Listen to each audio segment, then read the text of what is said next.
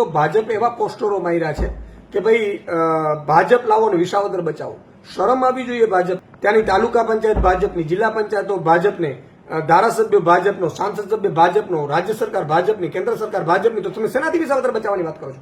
વિસાવદરની સાથે તમે અન્યાય કર્યો છે, વિસાવદરના ખેડૂતોને અપમાન કર્યું છે.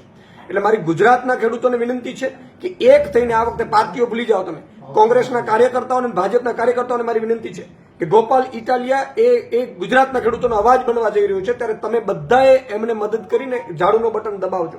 કારણ કે એટલા માટે કે જો વિસાવદરની ચૂંટણી ભાજપ હારશે તો ખેડૂતોનું દેવું માફ કરશે ભાજપ. વિસાવદરની ચૂંટણી ભાજપ હારશે તો ઇકોઝોન નાબૂદ કરશે. વિસાવદરની ચૂંટણી ભાજપ હારશે તો ખેડૂતોને પૂરતા મગફળીના અને કપાસ સહિતના પાકોના ઉપજના ભાવ આપશે. વિસાવદરની ચૂંટણી ભાજપ હારશે તો પાક વીમો ફરીથી ચાલુ કરવું પડશે ભાજપે. વિસાવદરની ચૂંટણી હારશે તો આખા ગુજરાતના ખેડૂતોને ફાયદો થશે અને ગોપાલ ઇટાલિયાજી જયારે જશે વિધાનસભામાં ત્યારે એનો અવાજ ગુંજશે. રહી વાત કોંગ્રેસની, તો મારે કોંગ્રેસના નેતૃત્વને પણ મારી વિનંતી છે કે તમે 4 પેટા ચૂંટણીમાં આમ આદમી પાર્ટીએ તમને ટેકો આપ્યો, આપણે નક્કી થયેલું હતું, છતાંય તમે ઉમેદવારો ઉભી રાખવાની જે વાત કરી રહ્યા છો એટલે તમે ગઠબંધન તોડ્યું છે. સાથે સાથે તમે કોના દબાણથી તોડ્યું છે ખબર નથી. પછી રાહુલ ગાંધી કહેતા હતા કે ભાઈ કોંગ્રેસના કેટલાક નેતાઓ ભાજપની બી ટીમની જેમ કામ કરે છે.